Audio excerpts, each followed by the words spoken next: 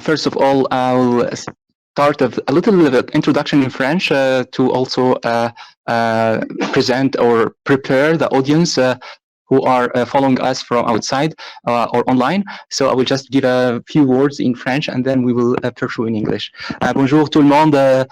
Nous sommes très contents de vous accueillir aujourd'hui dans cette séance La Palestine dans le regard des Juifs pour comprendre de ce qui se passe en Palestine maintenant d'un point de vue juif. Désolé, on va aujourd'hui, par respect d'un de nos conférenciers qui parle mieux l'anglais que le français, on va dérouler, en fait, la conférence aujourd'hui va se dérouler en anglais. So we will be presenting in English because this is the language mastered by our guests, and then we hope that we will also speak in a way that will be comprehensible to our francophonic community. Welcome everybody, welcome for those who are following us inside in person and those who are following us online. We are very happy to be with you and to be with our guests who accepted our invitation, to come to speak to us and to present their point of view about what is happening in Palestine. Thank you for them and thank you for all of you who are watching us and attending with us today. So today we are having with us Rabbi Dovid Feldman. Rabbi Dovid Feldman. He is a spokesman for Neturei Karta International, which is abbreviated as NKI, an organization founded in the 1930s in Jerusalem to protect the Jewish community from the new Zionist movement. Over the past few decades, NKI has been actively publicizing the voice of many Jewish communities around the world against the Zionist ideology, the Zionist state and its crimes committed against the Palestinian people. Rabbi Feldman and his colleagues frequently appeared at public events and are regularly giving television and radio interviews everywhere, including many Arab countries, to express their sympathy and solidarity with Palestinian people. They also visited Gaza Strip, the besieged Gaza Strip, several times to show their solidarity and also to deliver humanitarian aids to Palestinians. So please let us join me welcoming Dr. Rabbi Feldman.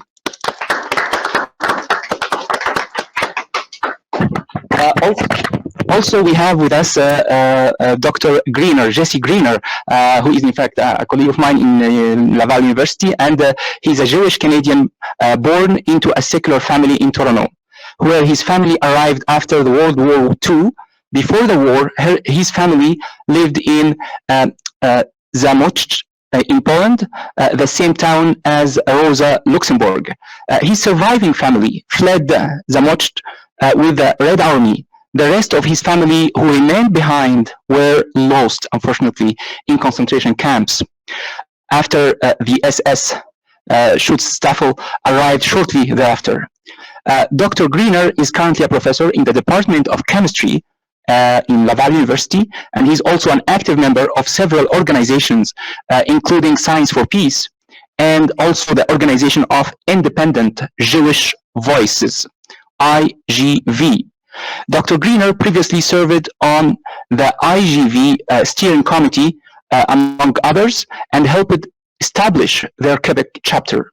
So welcome, Dr. Greener, and join me welcoming Dr. Greener, please. So we are here today to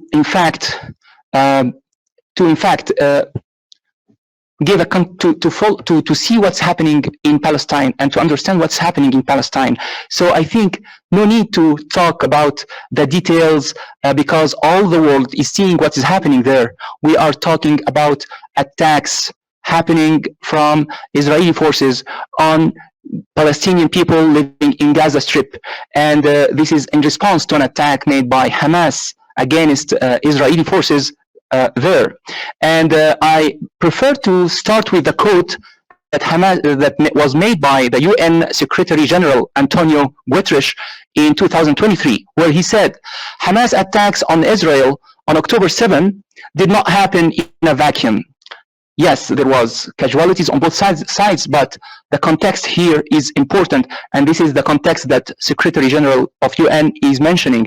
He said that Palestinians have been living or subjected to 56 years of suffocating occupation, and he's probably mentioning what was happening since 1967 up to now, up to these days, where Palestinians were besieged and were deprived from their rights to date. And he's mentioning that these attacks that no one likes to have any casualties on either sides, but there is an action and a reaction.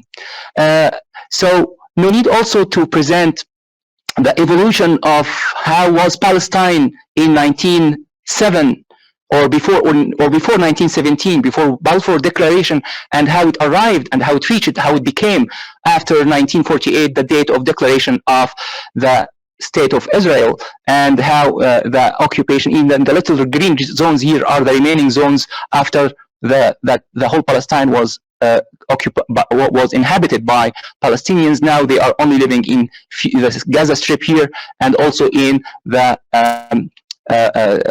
in French Cisjordania or the West Bank.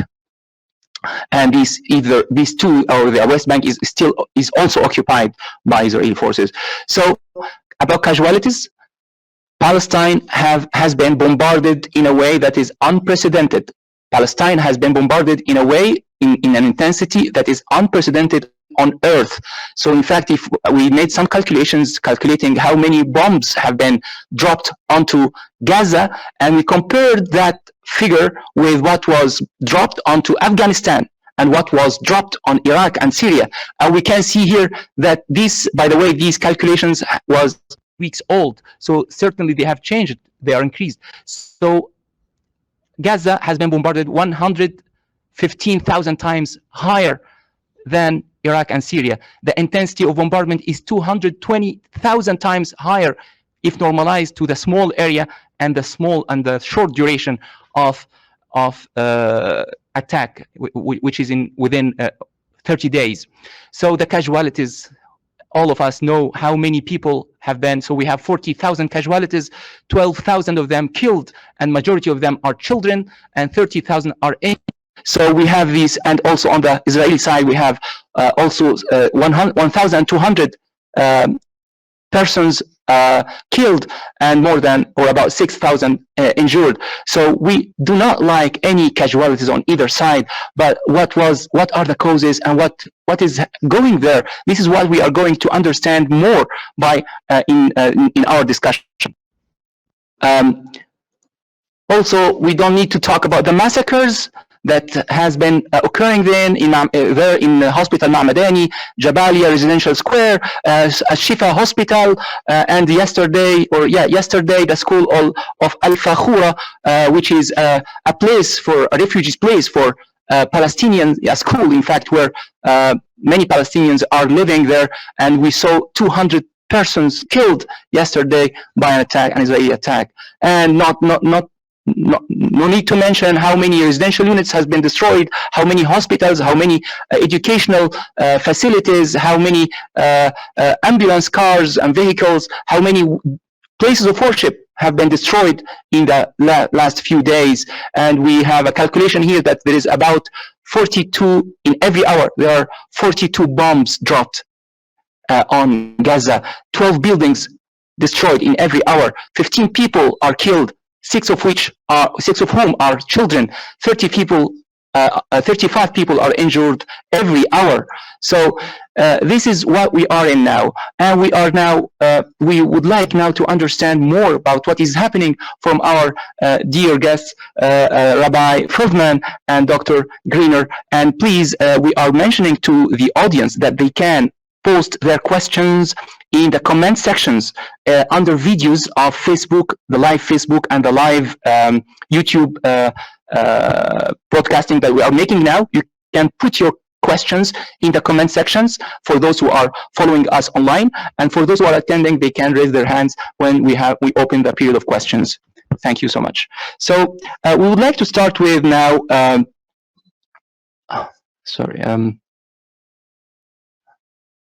So we would like to start now with a question to our guests. So we would like to give them the talk to speak about themselves and to also tell us how many Jews they represent, or their sect represents amongst Jews in Israel and amongst Jews worldwide. So we would like to know more about them, their activities, and their understanding of the situation, and how many Jews they represent, that their sect represents in Israel and worldwide. So we'll start with Rabbi Feldman. So please, it's yours. Thank you very much, Doctor, for having us here. It's an honor for me to be able to address the students. The students is very important because we have the new generation and we are expecting a better future with the new generation, hopefully. How many Jews we represent? It's basically we are representing a religion. We are representing an entire Jewish people. They are those who continue the original traditional Judaism, and sadly there are those who are confused. Sadly, the majority of Jewish people today don't practice Judaism, and you know, with all due respect to every individual, people who don't follow Judaism cannot represent the Jewish religion and cannot represent the Jewish people as a whole. Yes, observant Jews are the minority, but we are a very strong minority amongst the entire world. We have in many major cities, major countries, the main concentration of anti-Zionist Jews, we can say the largest, is most probably in Al-Quds, Jerusalem, in occupied Palestine, still today, still active. Second would be New York, where I'm from, and we have Montreal, where my colleagues are from.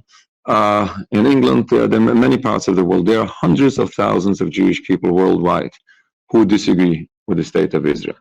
Not all of them come out in public, and not all of them will have the courage to face all intimidations that everyone can assume.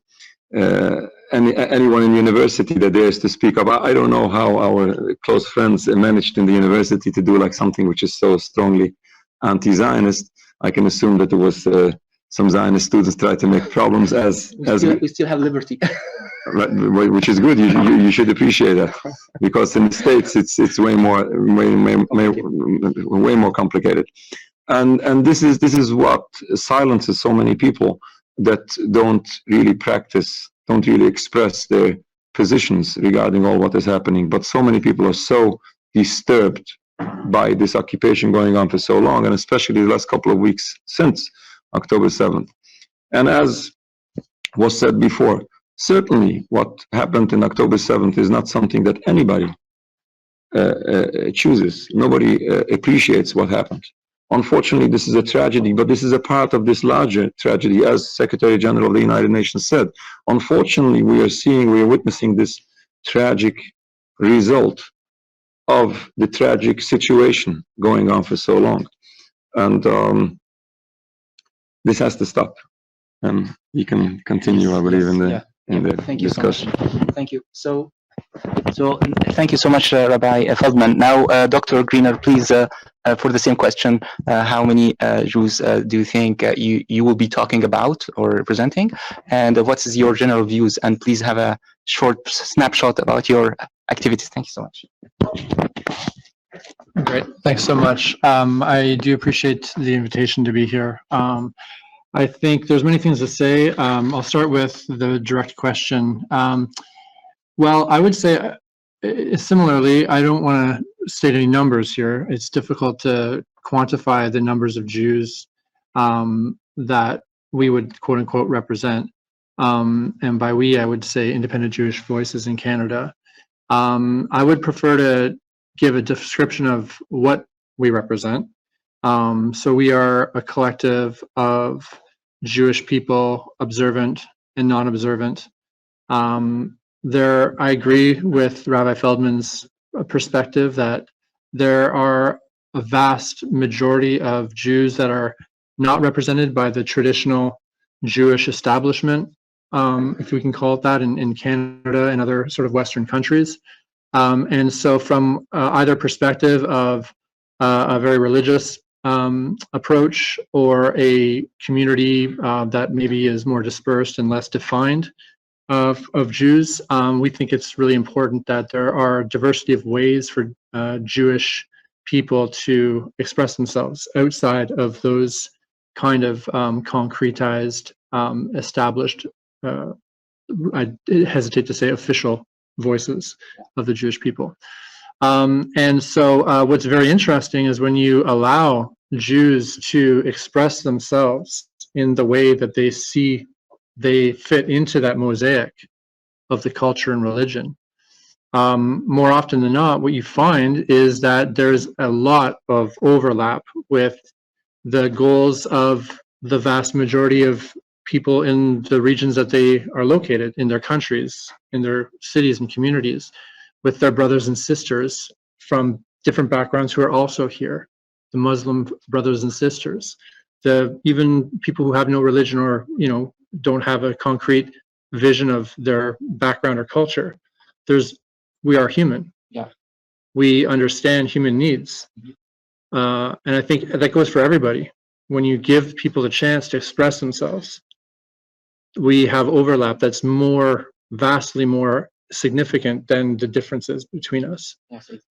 And so, Independent Jewish Voices, while we try to provide the opportunity to make those cultural and religious links among our members, and to make those links, I would say, with outside of our group, with solidarity links with other groups that are important, and communities that are marginalized.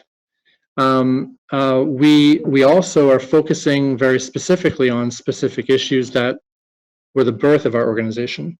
So, and these are coming from largely the occupied areas of Palestine and so-called Israel. So we have focused on, I would just give a quick background of the organization. We started with the Alliance of Concerned Jewish Canadians, I think in roughly 2005. Maybe I should even step one step backwards. The war that occurred against Iraq following the attacks in 2001, in Canada, there was a really big anti-war movement that I would say was somewhat successful in keeping Canada out of that war. I was involved. But what we saw, everybody knows, is after that, in many Western countries, including Canada, Muslims were demonized, largely, we could say. So coming out of that, there was first I was involved as a student leader in Ontario. I was the president of the Ontario portion of the Canadian Federation of Students. And what I was involved in at that point when I became the president was we immediately launched a task force on the needs of Muslim students on campuses, because this was in 2005. And at that point, we saw the encroachment of Islamophobia and other, heinous, human tendencies, I guess, to other people who are, being demonized. And so through that process, there was, a really interesting solidaristic approach amongst students and amongst Jews that crystallized in terms of what was happening in Palestine, which was, a continuous occupation and brutalization of the Palestinian people. And so after a few changes of identity, Independent Jewish Voices, largely in relationship to the Independent Jewish Voices UK, then was the formation that was started here in Canada. And that was after 2008. Since then, we focus on this as a main issue in Palestine, although we do try to diversify our work, and whether it's a boycott, divestments, and sanctions campaign, which we were the first Canadian, if I'm not wrong, mainstream Jewish group that took on that campaign as that we agreed with. I'm talking about organizations, not religious sects, that obviously hold that very closely to their hearts as well. We are working, I'll address some of the questions that you've posed to us privately later about what is anti-Semitism. We're very, very interested in focusing on this so that we can open the discussion about this and let, as the good rabbi said, let people express themselves in a way that they're not fearful for reprisal. Thank you so much, Dr. Green. Thank you so much.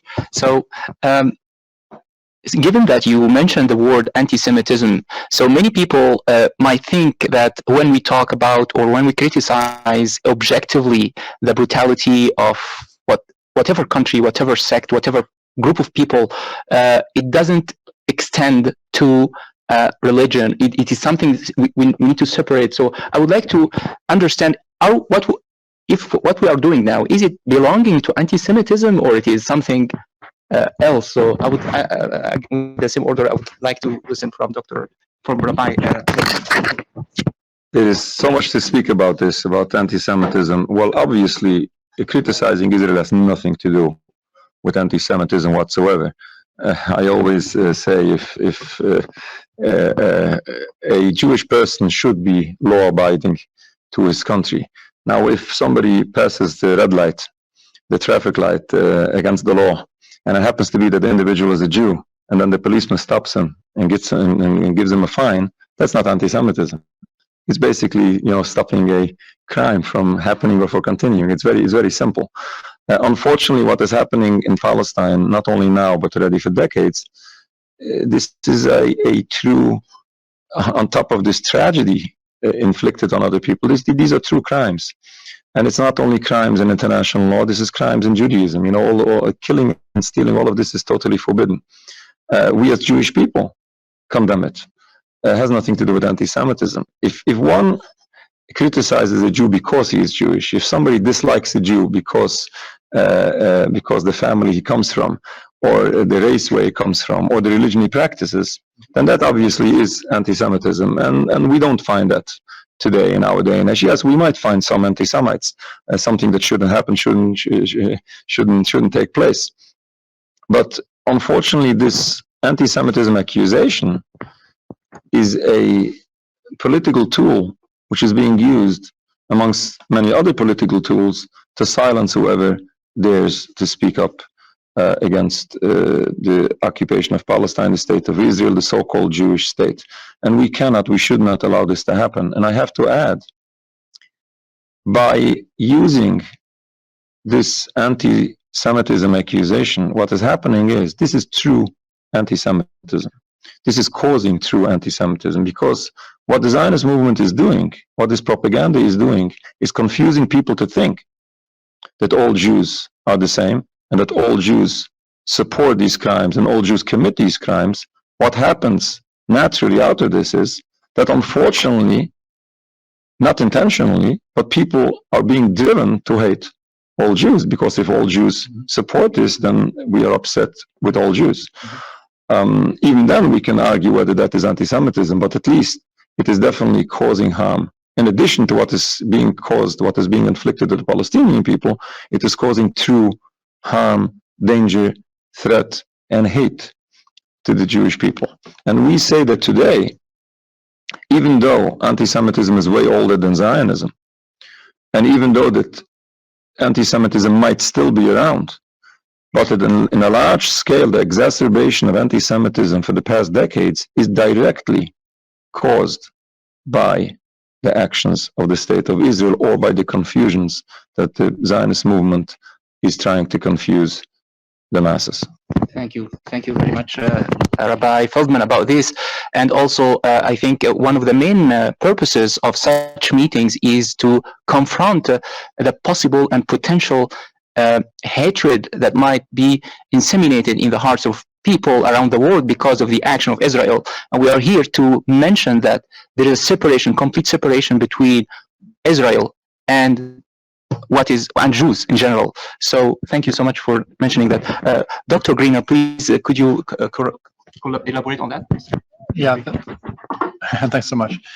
Yeah, I'm in total agreement. The idea of anti-Semitism is clear. It's hatred against Jews. Maybe I'll just quickly read our published definition of a definition of anti-Semitism, which is that it is not an exceptional form of bigotry. It's a form of bigotry. We see all sorts of forms of bigotry. We oppose all of it. We oppose all racism. We don't exceptionalize any one of them because that then reduces the impact of the other bigotries that are observed and that are unfortunately occurring in the world. And if we want to truly have a equitable world that we can all live in and benefit from and collaborate within, we have to recognize, that all forms of bigotry have to be eliminated. So people, we go on to say that people who hate and discriminate or attack Jews are going to be the same people who hate and discriminate or attack other groups. Yeah. Very often. These include racialized people, Muslims, LGBT, women, indigenous people. This all is extremely problematic, and we oppose all of it. And the excellent point raised that exceptionalizing bigotry against Jews by focusing exclusively or nearly exclusively on the term anti-Semitism as a sort of a hierarchy of bigotry being near the top, let's say. This leads to various conflicts in logic, actually. So, especially when it's clear that the anti-Semitism is, I would say, weaponized often against criticism against Israel. Mm-hmm. So this was mentioned. This is understood by many people. Mm-hmm. And on the flip side, if we want to have an honest discussion about bigotry, we also want to have an honest discussion about the sources, and we also want an honest discussion about tangentially related issues. And if we want to condemn Israel, if we want to critique Israel, if we want to congratulate Israel, I mean, it has to be done on the same playing field that we do with other countries. And so I would say one thing is that we're very concerned about the International Holocaust Remembrance Alliance, the IHRA, which is a sort of a political movement, I would say, that is rebranding anti-Semitism and focusing that as in contrast to or with respect to criticism of Israel. And so the IHRA is a definition, a sort of a revamped definition of anti-Semitism, which seems purposely vague. It seems purposefully oriented towards criticism of Israel almost exclusively. If you look at the examples given in the IHRA, 7 of the 11 examples are talking about Israel, not about daily lives of Jews who are really affected by anti-Semitism in many cases. So we think it undermines, of course, it undermines Palestinian human rights because it puts up another barrier to having that discussion. Now we have to discuss if we're being anti-Semitic by just discussing Palestine before we can get to the issue. Just like we have to, it seems like there's this sort of ritual in the media where you have to discuss Hamas before you can get to the fact that there's people dying at an alarming rate. Yeah. Another barrier. Yeah. Of course, it affects freedom of expression, academic freedom, and it's based on this idea of weaponization of anti-Semitism. So I guess I'll leave it at that. But I would just say that this is a very loaded term, and we do need to have that term in a clear way that clearly defines a clear problem, but not load it with other background. Thank you so much, Dr. So we remind you that you can always take the opportunity to post questions, and we are receiving questions online, and we'll take a pause to respond to the questions that we are receiving. So let's start, dear guests, by the words taken or an excerpt from Netanyahu, the Prime Minister of Israel. He met a famed Canadian professor called Jordan Peterson, and he expressed his views about Israel and the rights of Palestinians. So he made the excerpt from his words. He said, and his meeting with Dr. Peterson is online, present on YouTube. His argument is that we came in the beginning of the 20th century. There was no Palestinians, there was no Palestine. It was an empty land, barren, wasted land. We started to cultivate it. We started to build anew. city and new cities and new civilization, and then Palestinians came to and immigrated when they saw this reconstruction of their lands. So of the land, they came back, or they immigrated to Israel, and then they started to claim this is our land and this is Palestine, and we and so they said, he said, his conclusion, Netanyahu, his views, is that it is a Jewish land. Israeli belong to this land. The land belongs to Israeli. There was no Arab. It is not. The Arabs can live or can coexist with Jews as long as they admit it is Israeli Jewish land, and then it will be peace. So, what are your comments about these comments of Netanyahu about his views about the Palestinian lands and this territory, and what are your responses about that, or your comments about that, your guests? And it is open for you, whoever wants to start with. Okay. Sure. I mean, I'm not. I just came from preparing for my course for tomorrow morning at 8:30. My mind is not about the history of Israel. We all know that these kinds of things, this kind of opinion is put forward. It's often based in sort of scriptural arguments, and I'm not going to pretend to be an expert on that. I'll let more informed people speak to that. But I can say what is happening now. It looks a lot like colonization that happened in lots of other European colonized countries, except for it's accelerated and it's much more brutal.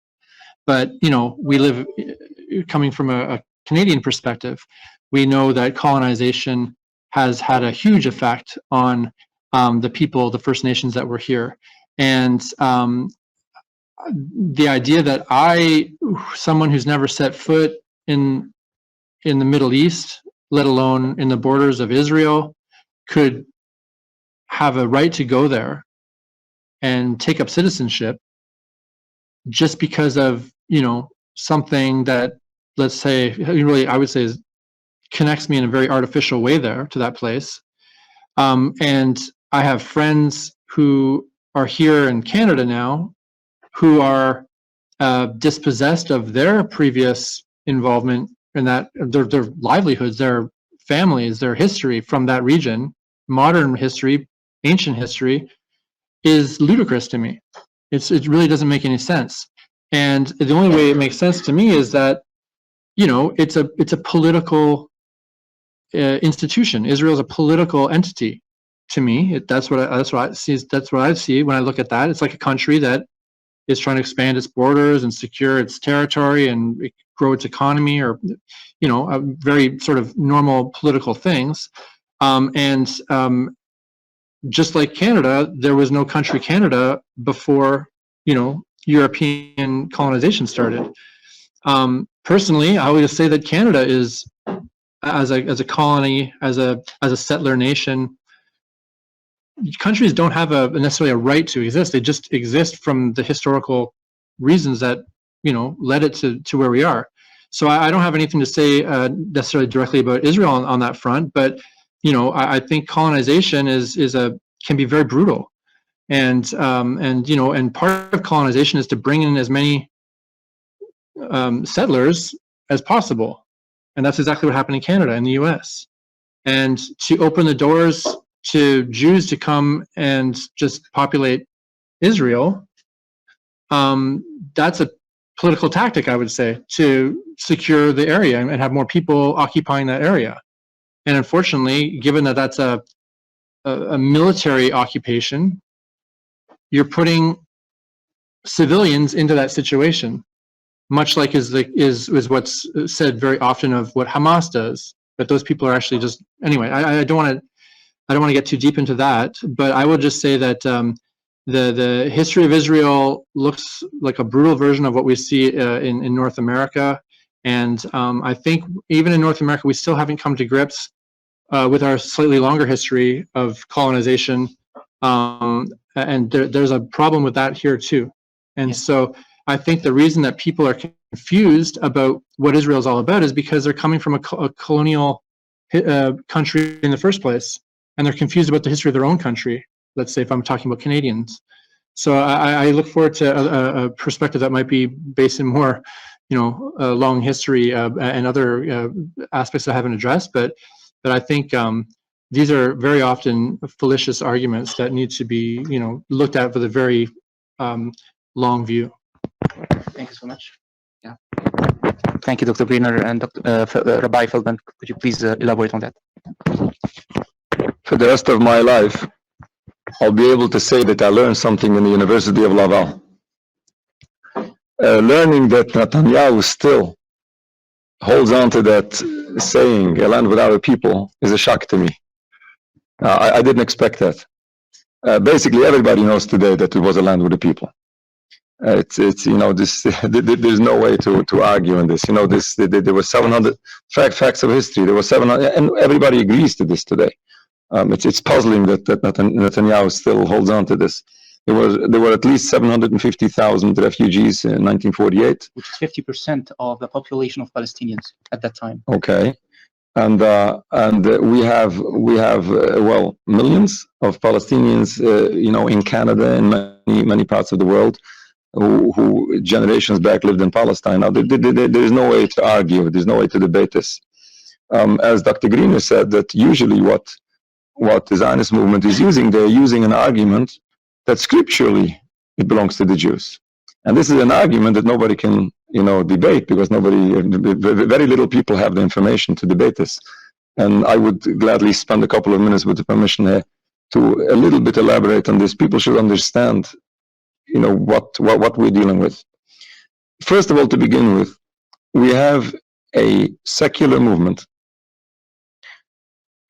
founded and run by people who refuse to follow the Jewish religion and still misuse that religion to justify crimes forbidden in that religion. Now, this is a whole total hypocrisy. It doesn't make any sense. But they play on the ignorance of masses of people, Jews and non-Jews. And this is one of the ways how they are so successful, because they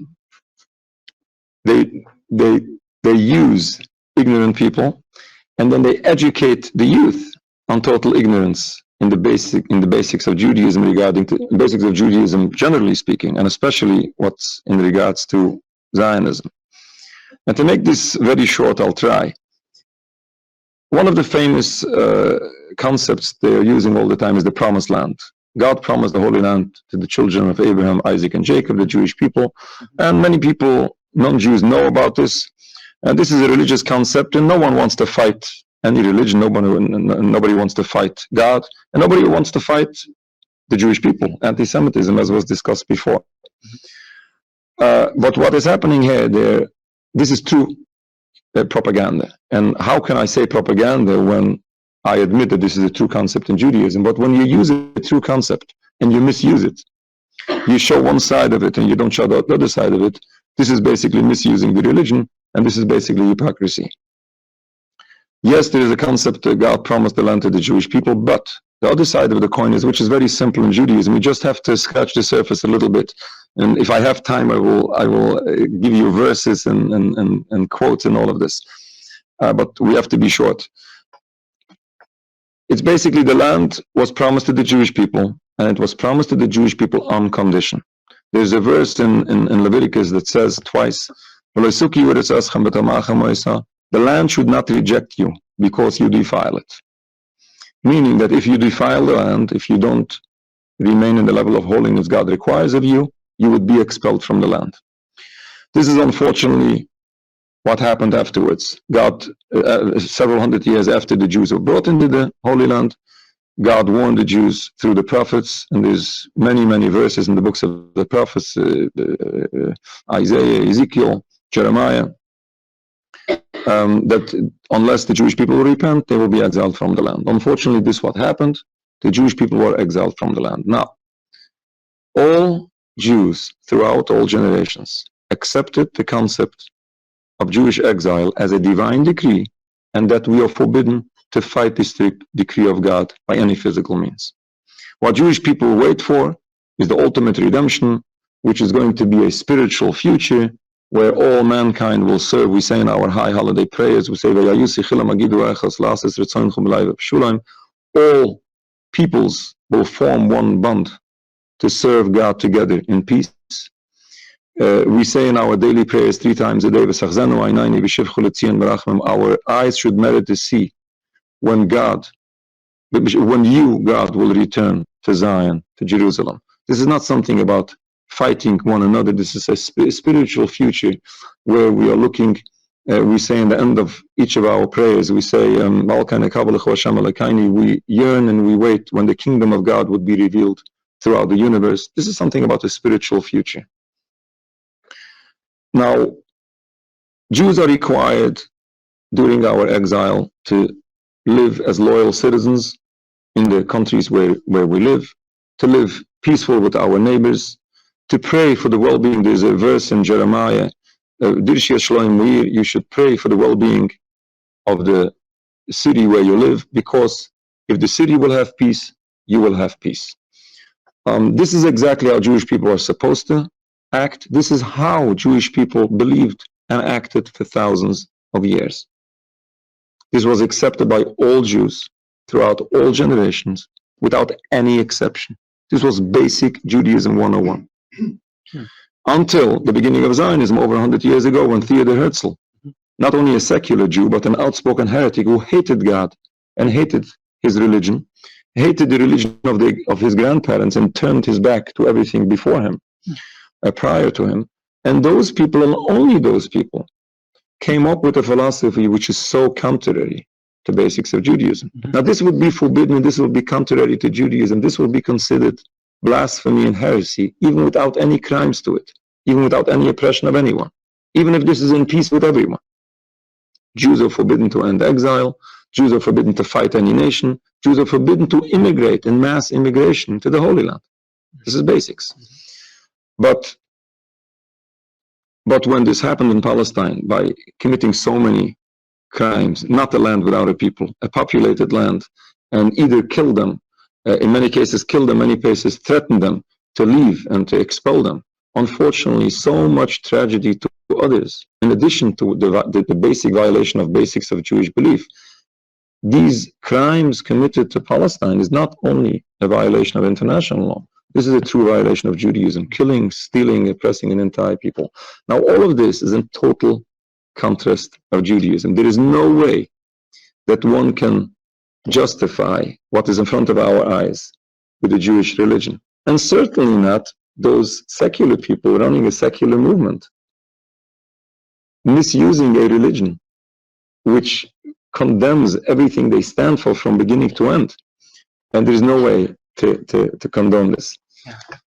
Very inspiring. Thank you so much, Rabbi Feldman, about these explanations that are very, in fact, calming. And my question is that Jews in Israel, they constitute about, I think their population now are 5 million. How these information and these fundamental understanding, if I can say, about Judaism has been deformed by probably secular leaders, and they have now they think they are following the religion, and they think they are following the Torah, and they are in fact energized by certain scriptures in the Torah. So how could you explain? Because what you are saying is really very, very, I think good and very good for the humanity, and I think the majority of people who are listening to us, they don't think that because of what is happening, the majority of people who are seeing the atrocities of Israel and seeing them reading the Torah before doing their atrocities, and in war places and war fields, they are having the Torah in hands, and so how can we just make a compromise with what I said and what you've said? Thank you so much. It's a very sad question. It's sad to me, and it's embarrassing to me, this question. And I appreciate the question. First of all, to begin with, as I said before, Israel, generally speaking, is not religious. It's a secular movement, and secular is very, very politely said. It's basically a heretic movement. They are attempting to uproot Judaism on a large scale. It's not only secular. But true, these sad images that we see recently, it's not only recently where we see religious people, unfortunately, committing the worst crimes, and then, you know, together with the Torah scroll and with the religious observance and the prayers and all of that. Again, it's very sad, it's very embarrassing. Unfortunately, generally speaking, as I said before, the vast majority of Israelis have no connections with Judaism whatsoever. They have no idea of anything of the religion of their grandparents. Those religious Zionists, which happen to be the minority amongst them, but they are being used as the window, they're being used as the beautiful face of this occupation, to give this religious face to the occupation, then you don't dare to criticize it. And what they're doing, in addition to misrepresenting the religion, they're basically embarrassing the religion. This is the greatest desecration of God's name. There's no way to explain it, but to explain where these people come from, I can just tell you a little story. There's, maybe you're aware, there's one of the largest pro-Israeli celebrations in the world is an annual Salute to Israel parade in New York City. And we stand each and every year protesting that rally. And we start standing on the sidelines of the march. And then all those students, all those groups from different schools. And then one year, one group goes past, and then, you know, they stop the parade in the middle for pedestrians to cross over. And there's a student looking at the anti-Zionist Jews, and then the principal comes over and says, you know, Jewish people should not look in the face of evil. And they just got the students not to look even on our side, which is okay. I don't mind. But why? Why do you mind? Why do you mind? You see what's going on. These people have something to say, you know, you can take it or leave it. You don't have to accept what these people say. And if the school disagrees with the anti-Zionist Jews, just you explain to your students why these anti-Zionist Jews are wrong. You know, freedom of speech, and the students should have the freedom to see and to learn and to decide for themselves. This is part of this propaganda where they mislead the young generation, they mislead the general public to only see one side of the coin, and they simply don't have no idea what's going on. If this massive propaganda, Zionist propaganda, makes people believe, even some religious Jews, that in order to be Jewish, you have to support Israel, otherwise you're the traitor of the Jewish people. You know, the non-Jewish person would be criticized as the anti-Semite, and then the Jewish person will be considered as the self-hating Jew or the traitor for the Jewish people. And basically this is built on massive ignorance, with all due respect. Thank you so much. Thank you, Rabbi Feldman. So we have repeated, do you want to, okay, yeah. I want to make I would say a few things here. Number one, well, if we talk about Zionism, and we talk about if what's led Israel astray, or led people who support Israel astray. I mean, I'm not going to make this argument from a religious perspective, but I do want to say that my point that Israel is a political project is, I think, the indicting part of where it's going, because political countries have different goals than their stated goals sometimes. And if your stated goal is that you are a Jewish country, I see the conflict, of course, where, you know, observant Jews and those people who have a crystallized understanding of the Jewish spirit and the culture that's around that, how that comes in conflict with what they see. So I don't, but I would just like to make a slight, I wouldn't say correction, but slight protestation, that the problem is not necessarily secular Jews. The problem is the political project takes on a life of its own.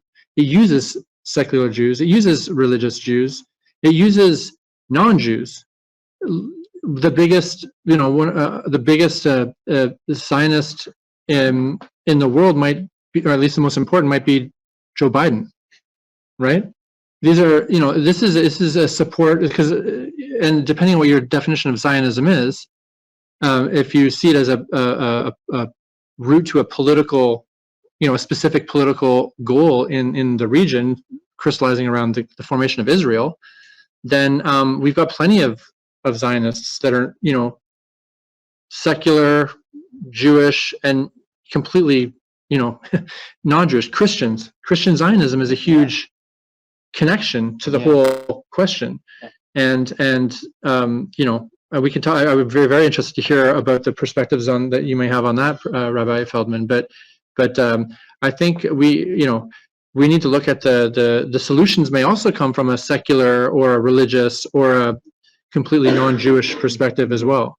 And so we need to open all those doors, because right now they're closed. Yeah, thank you so much, Dr. Greener. So, given that you mentioned Zionism and also Rabbi Feldman, so I would like you, Dr. Greener, to shed some light on the definition of Zionism. What is it? What is it about? How could I think, from my understanding, that Zionism is a collaboration between colonial Jews and colonial Christians, or West, if my definition is correct. I would like to hear from you your understanding about Zionism and how it brought Jews and Christians to initiate the state of Israel and become behind and a major supporter of the state up to our days. So my background is in chemistry and physics. I'm not a historian, so I will give my perspective on that. Yes, but I'm not speaking with authority on this question. But it seems pretty clear that Zionism is related to a political project. So and I have to say that the conflation with Zionism or anti-Zionism, let's say, and anti-Semitism is, off the table for me. These are not equatable terms.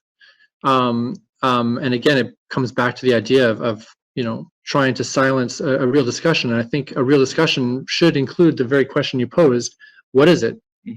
What does Zionism mean? And who's involved in it? And I look at things at a very neutral way. I see a country, I see the supports for that country. They're within, they're without. Canada's a huge supporter of Israel. Canada's sort of a Zionist supporter. The media, our media is quite Zionist in terms of its unconscious bias towards the project of Israel. And it's an impediment to the discussion of actually what is going on if we can't, identify the roots and who's supporting. We could talk about, the Christian Zionists who see, from my understanding, kind of a very ironic or difficult, perspective where they support the project of Israel because for them it's actually a means to an ends of their own, interpretation of their scriptures. And quite negative ones in the sense that this is going to be a place of final conflict that actually benefits Christians in the end. I mean, so I mean, it's a very complicated issue that I don't want to speak forcefully on, but it seems to me that it's biased. It's biasing in favor of a select group of people, the ones that are identified as Israeli Jews, and it denigrates other people. So it seems to me a biased term. People call it racist term. That differentiates between inhabitants and their rights. But let's hear some more perspective on that. Yeah. Thank you so much, Dr. Greener. Rabbi Feldman, you've talked about that Judaism forbid initiating a state until Jews should wait a miraculous intervention from God to group them into or re-establish their state or in homeland in the Levant or in around the Palestinian lands. So how can this be interpreted in view of Zionism? What are the differences between Zionism and your definition of the initiation of State of Israel according to Judaism? Could you please shed light on that? Thank you. Now, again, coming back to the previous question, what's the definition of Zionism? Zionism is the philosophy of building a sovereign homeland for the Jews, which is obviously racist. But in addition, as a religious person, as a religious Jew, what needs to be clarified is that Zionism is a transformation of Judaism from a religion into a nationalism. This was designed, as I said, this was designed by secular people, by atheists who didn't believe anything of Judaism, and still insisted to hold on to their Jewish identity. Now they had to come up with something new to be able to replace the old if they don't want to follow the old. Then they came up with this philosophy of Zionism, which is a new definition of Judaism. God forbid you no longer have to believe in God or follow his commandments. You just have to support or build this Jewish homeland in order to be Jewish. If I may, I'll tell you a short story. I was on a plane once from London to New York. I sit down and there's a gentleman next to me in an empty seat between us. I fall asleep. I wake up and I see the Haaretz newspaper between us. And I realize that my neighbor is a Zionist, which is, it's okay. We can sit together. And we went into a nice conversation. And then he goes by saying, whether you are right or wrong, which I consider an achievement, isn't it? It's already a question. Whether it's you are right or wrong, I will never give it up. I'll never give up the state of Israel. I risked my life in the army. I'll never give it up. And I said to him, I understand exactly where you come from. And this is an important point. All what defines me Jewish is the religion I practice. I can be an American Jew. I'm Jewish by the religion I practice. I'm American by nationality. Versus you, all what makes you Jewish is only your Jewish nationalism, your attachment to the Jewish state. If your nationalism comes under question mark, then your Jewish identity becomes under question mark, which is a tragedy. And we have to understand these people where they come from. It's a true tragedy, and they cannot give it up. A Jewish person, regardless whether, regardless what he follows, he would never give up his Jewish identity, and he might even give his life, and he should, not to give up the Jewish identity. But unfortunately, this Jewish identity is being misplaced, confused, and changed, and basically uprooted, which is a true tragedy. Now, the previous question, how this came in, Christian Zionism, the doctor explained this very well. Not necessarily is this in favor of the Jewish people, and it's so puzzling how Israel accepts this Christian Zionist support. It's very puzzling. But coming to Jewish people supporting Israel, supporting this movement, it's a good question how they managed to bring this anti-Jewish philosophy into Jewish people. There's many reasons and many ways how they did it. Generally speaking, it started after the Second World War, after the Holocaust. While Zionism is was started way before the Second War. 1897. Okay, and they were not successful until the Holocaust. Why? Because Jewish people were so desperate after the Holocaust. There were masses of refugees. And this is a whole long discussion. They had alternatives where to go other than Palestine, but it was the Zionists at the time who stopped all alternatives, and they said either to Palestine or to no place. In other words, Jewish people, Jewish refugees from the Holocaust died because of the Zionist agenda to have them either to Palestine or to no place. But this is a whole different discussion.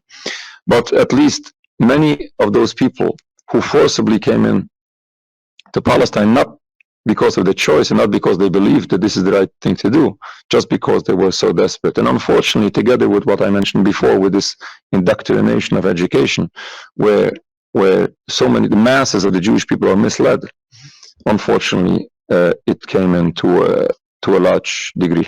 Yeah, thank you so much. Netanyahu mentioned a few weeks ago in one of his interviews that we are going to continue our project of or to achievement of the prophecy of Isaiah.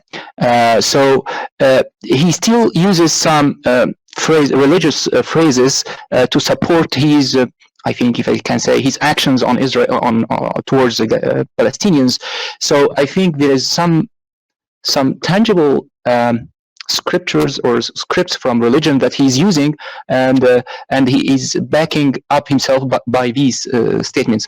And also he mentioned that in that in his meeting with Dr. Peterson 1 year ago, in fact, that Theodor Herzl is the new Moses, so the original Moses that we know, the prophet, and now that the Theodor Herzl is so he is glorifying Herzl as being a reference, as equivalent or close to Moses, the prophet. So could you please tell me to what extent his religious references that he's mentioning are accepted and believed amongst the Israeli community and the Jewish community of Israel, given that any people, I think, if he says Isaiah prophecy and such things, they will refer to these prophecies and they will read and they will find easily if he is truthful or not, or just saying fallacies. So I think this question is for Rabbi Feldman, and then I have a question to Dr.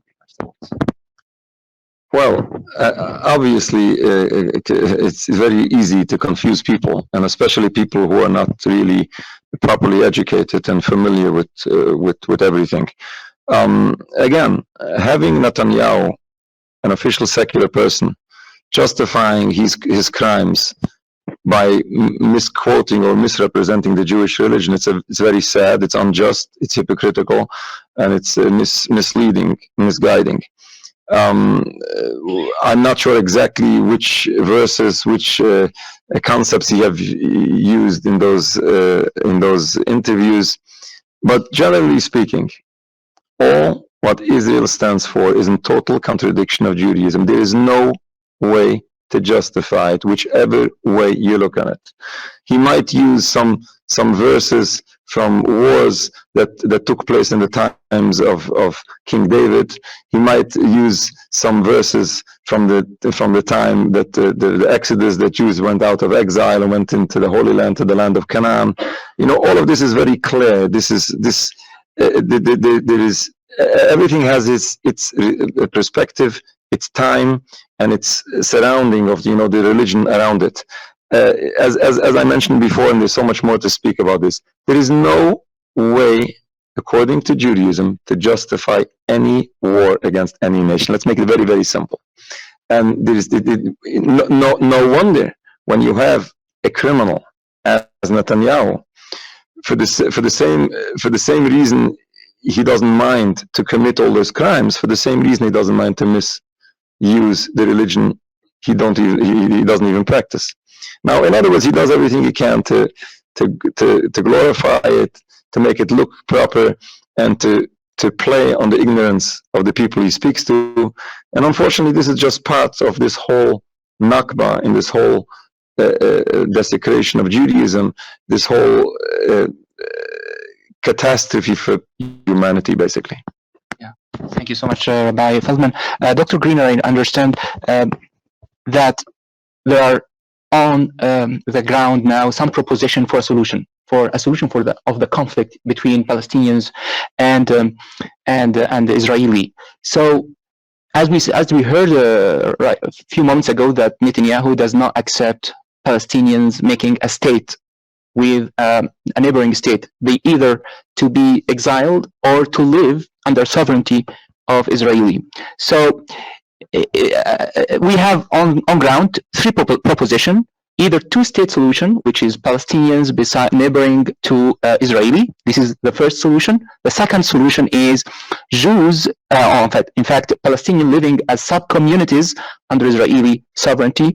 Or a third solution, which is the inverse, which is Jews living under as sub-communities to within a Palestinian authority. So what do you think, or there is another solution that you might think of as a resolution of the conflict that we're living at? This is the question that I'm sure everyone's grappling with. How do you how there's a fourth solution I've heard, or fourth idea I've heard as well.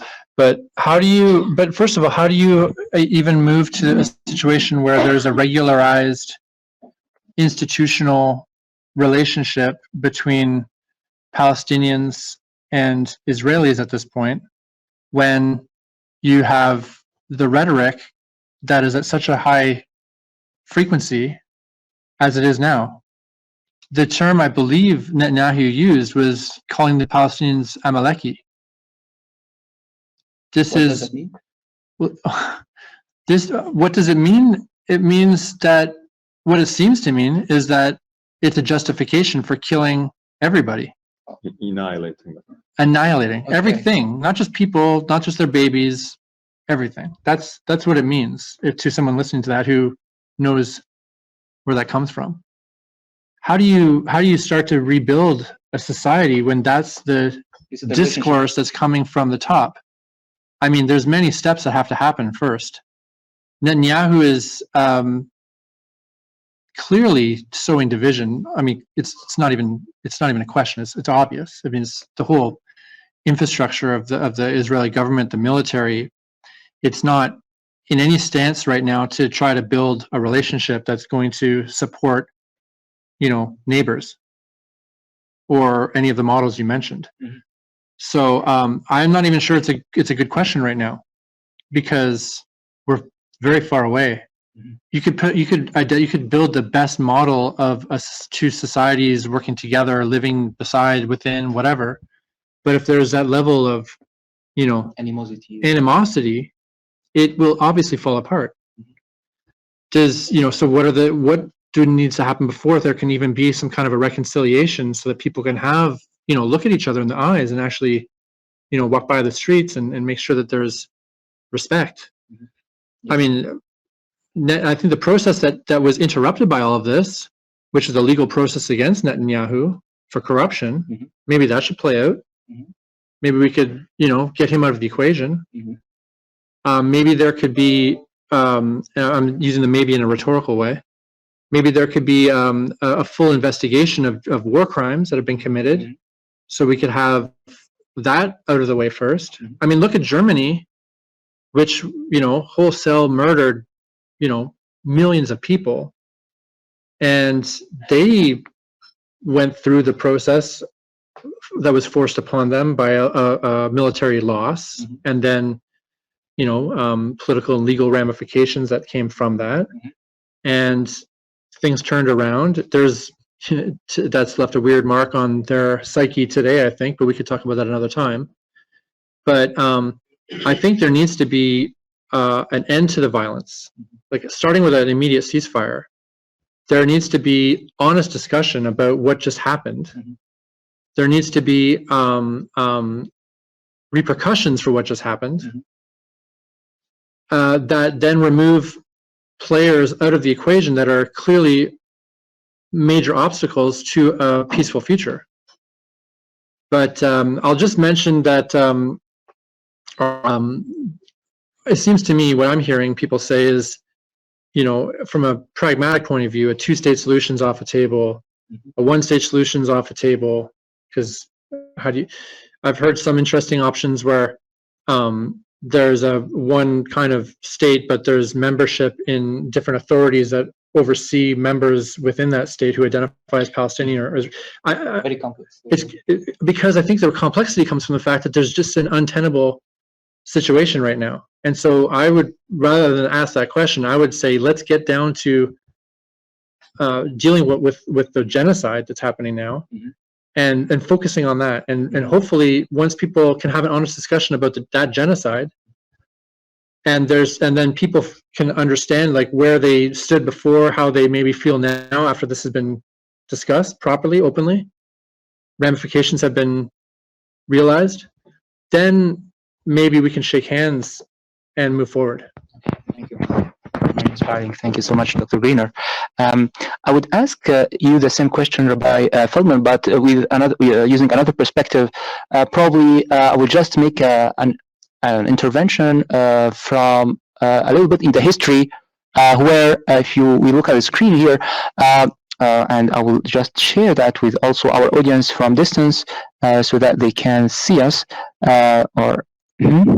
So what I would like to say here is that if we look at the blue, red zones and the green zones are representing the dominions or powers of different religious backgrounds over Palestine and Jerusalem. So we see that there was about 4 centuries of Jews in the years 1000 to 586 before Jesus Christ, and then it was at 313 after Jesus Christ that it turned to be under Christian powers, Romans, and then starting from 638, it was the start of Muslims taking over Jerusalem. So the question that is being put on the table is that why don't Jews live in communities under Muslim sovereignty as they are living, for example, in Morocco, or for example, living and in fact, when the Caliph Omar entered Jerusalem, and correct me, and I would like to hear your understanding of the story, when he took the keys of Jerusalem, he brought for the first time Jews who were exiled by Romans for 500 years, since 135 up to 638, and he allowed them to practice religion in Jerusalem, and he gave security to Christians to practice their religion. He refused to pray in a church to prevent himself being taken as a role model, and to prevent Muslims to convert churches into places or mosques and so on. So I don't see any bloodshed when the Caliph Omar took over Jerusalem. I don't see any religious oppression that was taken by Omar ibn Khattab, the Caliph. Why there is a fear of, I don't understand if this is a true fear or not, why there is a fear of Jews living in communities under Muslim sovereignty? And that brings me to one of the options, which is the 3 options that I proposed, which is Palestine return to be a Muslim authority in which Jews are living freely and with dignity, and their rights are fully protected. Why that is not an option, or is it acceptable or not? Thanks. Well, certainly this is the right point, and this is the most important point that we have to remember from everything we speak about Palestine. We have to remember simple history, as you said. Jewish people lived in many Muslim countries. Palestine was an excellent example. We were the minority, Jewish minority, and we lived in respect. We were respected and protected. This is something that we should remember. Unfortunately, on purpose, is being eradicated from history, because the Zionist movement wants to have Jewish people believe that they cannot exist in Muslim countries. As you said, it happened to be that in many or in all Muslim countries, Jews lived in peace. Now the question is, why today don't we see almost we don't see any Jew in those Muslim countries? There is so much to speak about this, how sad this is, and how destructive this was to the Jewish communities. In many cases, it was the Zionists at the time that caused problems for the Jews in those Muslim countries in order to have the Jewish people think that it is the Muslims making them the problems and they have to leave. And they did this on purpose because they needed the masses of Jewish people to immigrate to the new state of Israel. This is unjust how they portray the Muslims, right? And this was so tragic how they placed the Jewish people in danger. So many Jewish people were killed. One example is there's a book, Ben Gurion Scandals by Naim Giladi. I met him personally. He was one of those young teenage Zionists in Baghdad. He's an Iraqi Jew. And he was part of that gang that placed bombs in the Jewish synagogue in Baghdad in order to have the Jewish people fear to leave and to immigrate to Israel. Another story I heard from a Yemenite rabbi, lives today in occupied Palestine in Israel, and he told me this story how the Zionist came to the mayor of that city in Yemen, and they placed a bag of cash on the table and demanded of him to expel the Jews. And he said, I would never do this. These are my people, and I will protect them for every price. They took the bag of money, they left, and tomorrow morning, 2 or 3 Jewish people were shot dead on the streets, supposedly done by the Muslims. This is part of this sad history. Now, exactly what the solution is, what the future should be. We should, we say this in practical terms, but we say this religiously speaking, based on what I presented before, based on the basics of Judaism. We are supposed to we should use the past history as an example, how the future can look, how it's supposed to look, and how it will look, if we can manage to have the obstacle to peace, the cause to conflict, stop. And I always say we have to, in order to be able to figure out a better future, we have to study and understand what is the root cause of this problem going on. People think, and this is also part of the Zionist propaganda, it's just because we have a difference of religion, therefore we cannot coexist, and this is the cause to conflict. This leads to this notion that no religion will ever change, and this conflict will never change, and the only solution, the only alternative is to fight, and to continue fight, and to fight again, and to commit more crimes, and just at the end of the day, what's happening here is that everything becomes so much worse as we see today. And it doesn't take us any place, none of us. It's not in favor of anyone involved. And unfortunately, it's destructive to everyone. We have to realize that the problem is not the difference of religion. We lived in peace despite any differences of religion for the longest time. It is the brutal, tragic, and anti-Jewish philosophy movement of Zionism, which is unfortunately causing so much death and destruction, not only to Palestinians, but also to Jews. And I always say, we have to stop this Zionism. We have to stop this occupation in its entirety, no two-state solution. Stop it in its entirety, obviously to bring justice to the oppressed people of Palestine, but also to bring safety and security to the Jewish people. Thank you so much. Do you have something to say, please, Dr. Greener? Quickly, yes. Yeah, I agree that the problem of there's no fundamental disagreement between Jews and Muslims. It breaks your mind to think of how that could be the case. Looking at the history, looking at interactions that we can have now that are depoliticized, but the problem is, you know, a lot of people that I organize with, we come from a tradition of progressive Jewish activism.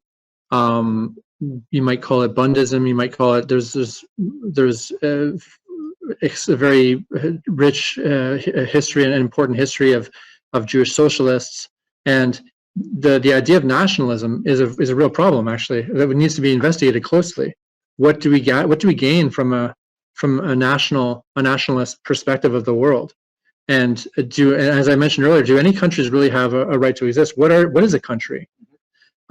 Because very often, you know, you can imagine, of course, there's some stability that's organized by a country. There's, you know, there's benefits that you can argue are made available, but there's a lot of conflict.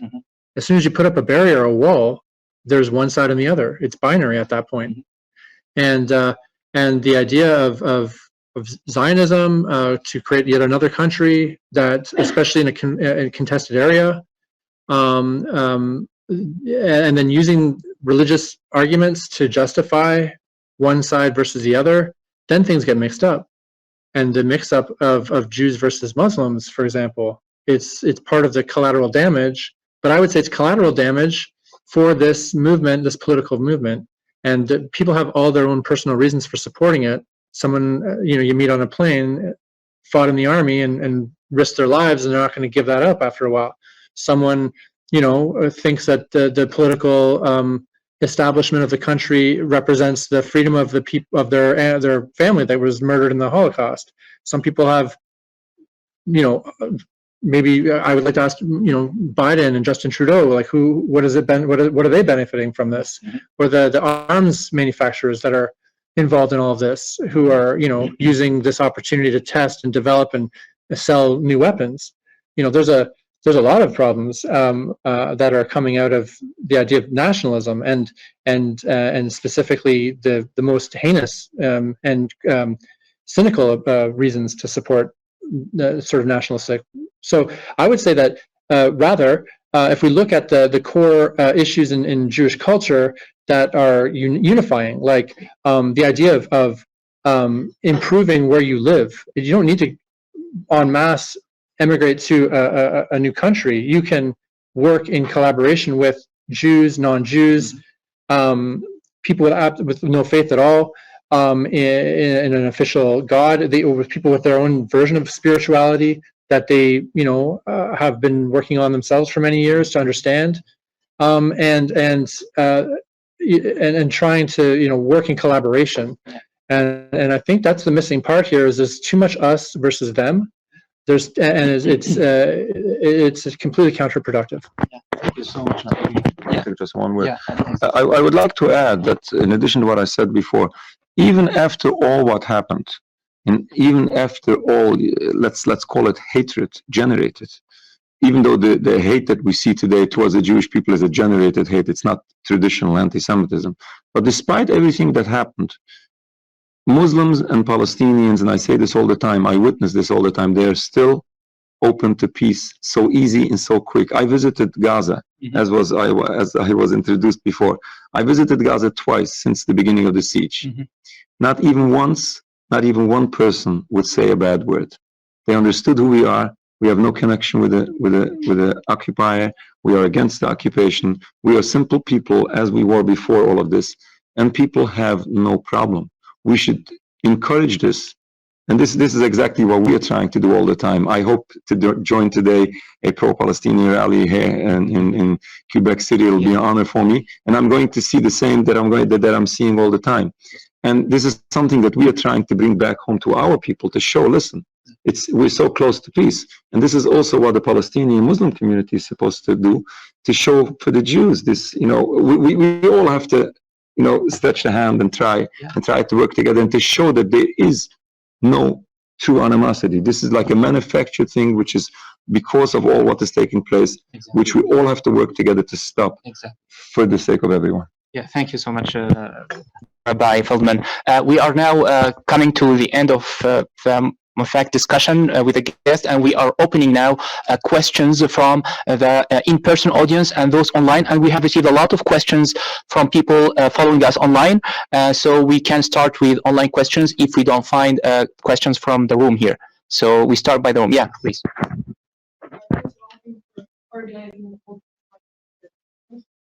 I have two questions. The first one is, would you say one of the reasons it's so hard to objectively criticize Israel in Canadian academia is because Canada is itself a colonial country built on the same type of colonialism, and recognizing Israel's the criticism of Israel would mean recognizing our own. So thank you so much for the question, but I repeat the question for those following us from distance. So why it is difficult to criticize Israel? Is it because Israel colonial project is similar to the Canadian colonial project? If I understand, did I express your question well? Yeah, okay. So what are the backgrounds for why it is difficult to criticize Israel here? There's no doubt that Canada's colonial history and present history actually is a problem with respect to criticizing other colonial projects. I'm not sure that's the only reason, because you'll find lots of people who are critical of how Canada was established and its genocide on the Indigenous people that lived here before, their uprooting of their culture, their families, murders, mass graves. This all happened here too. And people understand that, and I think it's not as charged a situation to condemn. And I would say the reason for that is those are things that happened in the past. There are no institutions that are still pushing for genocide in Canada against the Indigenous people. So you are more free to academically explore that and understand that and criticize that. And try to make reparations to do what you can to address that. This is a completely different situation with Israel right now because it is, actually an existing force in geopolitics. There is immediate repercussions that people are afraid of receiving if they say something that is understood to be anti-Semitic. By the way, I think this is one of the reasons I'm sure you're having this conference, and it's one of the reasons that people of Jewish background want to assert themselves into, because we have, I think, a better ability to call that out without fearing those repercussions. It obviously is much more difficult to call a Jewish person anti-Semitic, though it's been done many times. Thank you for your presence to defeat that. Well, I mean, I think people of conscience have to do what they can at a perilous time, and so. But I think that's the reason that it's people are afraid to say the wrong thing, and they find it very confusing. What can I say? What can I not say? If at this point. But it's actually pretty simple. If at this point you can't say that there needs to be a ceasefire without someone calling you anti-Semitic, and that will happen, there's some layer of the people who want to continue this conflict who will go to those ends and call you anti-Semitic just for calling for a ceasefire. And of course, there's much more that you want to say beyond that. Then that has lost its meaning altogether, almost altogether. I guess. It's a hard question it's hard to pull yourself away from the fear of being labeled anti-Semitic, but as long as we're careful what we say and we know in our hearts that we're saying this for the right reason, there's no reason to be afraid. And thank you for our guests who are helping us to get rid of these type of fears. We are criticizing objectively with respect, without fearing to be anti-Semitic. Thank you. Yeah. I can only advise if you do decide to speak up for justice, just make very clear what you're criticizing, whom you're criticizing. Nothing against Jews. I respect Jews. I met Jews and I know them. I have friends Jews. I'm sure you might have neighbors and friends Jews. Unfortunately, you have to clarify it. Yes. We weren't supposed to do that, but unfortunately, you have to. Yes, and to make clear separation between Jews and Judaism and Zionism. Yeah. You have another question? So, have any legal advice for continuing their studies on conflict? So again, can you repeat the question, please? The question was, does IJV, Independent Jewish Voices, have legal advice to give to students who are studying? Centering their studies on Palestine? I don't know. I mean, legal advice is going to be fairly specific to a specific problem, and I think I'm not sure. Funding funded by one of the I would say if you have a specific situation where you are under financial threat or your studies, your academic threat, you should contact us. We have a very, I would say, strong footprint in the Canadian university system. We have a campaign specifically focused on academic freedom in universities with respect to criticism of Israel and discussion in general of ways forward. So I can't give you a general answer on that, but I would definitely encourage you to contact me or someone in the organization. Thank you so much. We'll try to alternate one question from the room and one question from online, please. Thank you so much. So now we have a question. I think I would address this question to Rabbi Feldman. As non-Jews, how to address the current situation with Jews for whom sometimes it is a very, very emotional question and who think being anti-Zionism is being anti-Semitic? It's a very good question. The way I do it is try to make those people realize that you are not only concerned about Palestinian people killed, it's also Jewish people in danger. I always try to argue with people, it's our people in danger as well. You should never ignore the massive mass killing of the genocide of the Palestinians, but it's also the Jewish people suffering. And I truly mean it, and I'm sure that everyone here in the room agrees that nobody should be killed. And we have so many innocent people on all sides. We have amongst the Jewish people so many Jews who disagree with the occupation. Unfortunately, just because Netanyahu insists to represent us all, therefore so many people are being dragged into this conflict against their will. And we have to realize that this is tragic for everyone unless we all wake up and realize that this is wrong and this has to stop. Unfortunately, this tragedy, this Nakba is just continuing for everyone. Thank you so much. Do you have a question from the room? Yeah, please. Oui, oui. D'accord.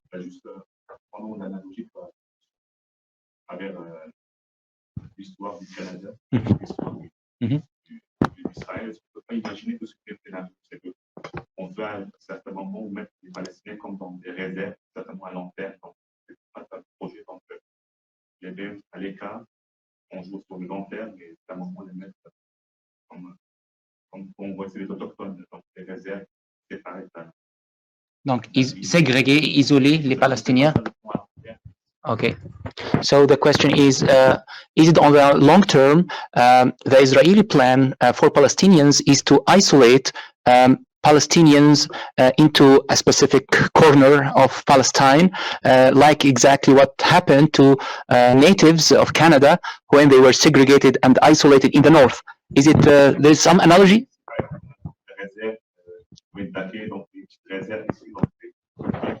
So I would address that question to Dr. Greener. Well, I think colonial countries do share their plans. I guess that maybe they don't talk about it on the phone, but it's pretty widely understood how these projects were unrolled in different places. They do seem to follow a specific pattern. The difference is, you know, Wendake has, so this is a indigenous community close to Quebec City, and they have, you know, autonomy. They have their own economy. I don't like the idea of the fact that there's, you know, us and them necessarily, but they are not under siege. Let's just say this. And I think the main difference is twofold. Maybe three things. First of all, the Canadian or European settling of Canada and the US has been underway for longer. There's much more territory here. There's much more, so there's more flexibility, I guess, in terms of keeping sort of isolated groups not pushed up against each other, reducing friction, I guess you might say. And there's much less, you know, injected into all this, much less high-level nationalism and religious conflicting narratives. So, la question est posée en français, mais j'ai juste réalisé que j'ai commencé en anglais. Is it okay? Okay, désolé. So I think it's much, I guess you say, a much more hot situation, more friction in Israel, and has not had more time to resolve itself. I'm not saying it's good or bad. I'm just saying that in terms of this parallel that you've made, there are differences too. But I do think that there are the similarity is related to the colonial mindset, unfortunately, and it was brutal when it was unrolling in Canada. We had mass deaths of children as well, specifically done, you know, in direct proximity, not even with long-term bombs that you can pretend you had no intention of doing that, but after time and after a real concern by Canadians that this was wrong, there has been relaxed, you know, the situation's relaxed somewhat, but it's still not just. It's still not just that the first people that were here are economically and socially disadvantaged. But, you know, there are parallels and there are differences, I guess is what I will say. Thank you so much. Thank you, Dr. Greener. We have a question that I would address to Rabbi Feldman. The question is, could you please explain to us the efforts of Protestant Christians that they made to help Jews come back to Palestine? And why did they support the Zionism movement so hard like Britain and Poland did? I'm not the expert on that. You will have to find a Christian to explain this. Yeah. It's basically, as also Dr. Green mentioned this in very brief before, this is based on their belief system, which not necessarily is in favor of the Jewish people. And it's puzzling, as I said, it's puzzling that the Zionist movement is receiving that help. But it's one other link in the chain of supporting the Zionist movement, which is destruction to our religion, to our people, and to the humanity at large. Yeah, thank you so much. We are ready to receive a question from the room. Yeah, please go ahead. Tu peux demander en français, puis après on va traduire.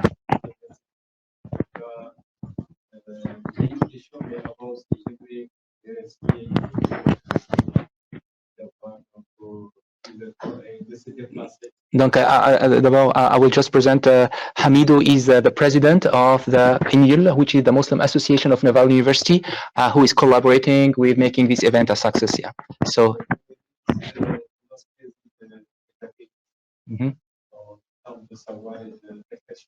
Okay. Donc, ma question serait plutôt pour voir si je ne savais pas comprendre pourquoi certains États occidentaux et les Américains soutiennent ce que fait l'Israël en termes de bombardement de massacre des populations civiles, alors qu'il y a eu quelques mois avant, défendait Ukraine. Okay. Qui subissait le bombardement de la Russie. Okay. Yeah. Ça, je ne savais pas comprendre. Okay, so the president of EMIL is first thanking the guest for coming and accepting the invitation. So this is a great honor. Thank you so much. His question is about why the United States, when they were a few months ago defending the rights of Ukrainians against the Russian atrocities against these people, and now they are closing the eyes against what is happening in Palestine. Could you please shed some light on that? Who wants to? Unfortunately, I have no response, no answer. My speculation is probably what you would assume. The United States has an interest in Israel. They have an interest in what Ukraine could be vis-a-vis Russia, and its politics. Yeah. It's also money. It's also the weapons industry. They support war. I mean, they support war. You know, if they can sell more weapons to Ukraine, if they can sell more weapons to Israel, it seems to me that that's a motivating factor. That's a corrupt motivation, obviously. And so, you know, but that seems to be the answer. It seems to be what I see. So, and I will permit myself also to add some phrase or statement from Biden himself that might answer the question. He said, if there was no Israel, if there were not an Israel, we would have to invent an Israel to protect our interests in the Middle East. S'il n'y avait pas d'Israël, si Biden, le chef des États-Unis, dit, s'il n'y avait pas d'Israël, on aurait créé un Israël pour protéger nos intérêts au Moyen-Orient. Donc, ça répond partiellement à la question, je pense. Donc, we will take a question from online, and we will just take more 15 minutes, and because we promised our guests to just take 1 hour and a half, and if you're generous, you have no problem to take 15 minutes more. Thank you so much. Thank you. We have a question here saying that could the speakers confirm that today it is not a question of religion? It's not a war of religion. It is not Jews against Muslims and Christians. It is just a question of politics and colonization, and that religion is used as a tool for the purpose of colonization. I think we responded to that several times, but just a summary or an excerpt of that. So I think that question has been responded. So there is a question here to both speakers. How do you reach out to other Jews from the same or different sect of yours? Yeah, these are interesting questions. How do you, because you are raising up here very nice ideas and very pro-justice ideas, how do you communicate these ideas to other Jews of your or different sects? Yeah, please. This is a challenging question, a challenging task. We try to do this in many ways. We are doing publications and leaflets and flyers. We try to meet people, meet communities, and in most cases, so many people are so hardline Zionist. There is nothing to do. There is no explanation, and nothing will work. But there are so many people who are open, and especially now, way more than like 2 decades ago. Things have unfolded during the past decades, and we always say it's so tragic that we have to pay this tremendous price, and we have to lose the lives of so many people. And so many people have to brutally be killed in order for people to wake up or to have the ability to start to understand. But unfortunately, this is the situation where we are in. And people understand today, or people are at least open way more than before, which is the benefit now more than before. Yeah, thank you. And please, Dr. Greener, you have that. Just a small addition that I agree that it is difficult to have this conversation with people who've really closed their minds to options, because honestly, what they see is very closed debate. There's not much debate. It's very black and white. What you see on the news, what you hear from the so-called leaders that are leading war efforts. But one way that we're trying to expand the consciousness of Jews is to reach out to people who maybe they felt that they misunderstood what it is to be Jewish, and they misunderstood that they only hear that they're young. They've only heard that Israel is to be Jewish, and to be Israeli is to be Jewish, and that's all they really ever understood. And they maybe didn't feel nationalistic about that. They didn't like what they saw with respect to Israel, etc. But we're really trying to open the people's minds that you have inside of you something very special. You should not reject your Jewishness. You should basically open yourself to it. Open yourself to the feelings of social justice you have in your heart, the interest to have discussions and debate and inquiry into a broad range of topics. Your love of Jewish cuisine. I mean, whatever it is that you have that brings you to a place where you can actually reclaim what is yours. And I agree that the idea of Zionism, political Zionism, whatever you want to call it, that is related to Israel, is a hurtful thing for Jews, because it closes them to their own Jewishness, and it makes them actually a tool for something that has nothing to do with their interests. And so, if we can awaken people that don't, expand the numbers of Jews basically who have maybe let that fall, we can find new people. So we don't have to convince necessarily people who are closed-minded. We just overwhelm the closed-minded people with, a new conscious of Jewish people that will try to have a cultural awakening and to change the narrative. Yeah, thank you so much. Very inspiring. Please have.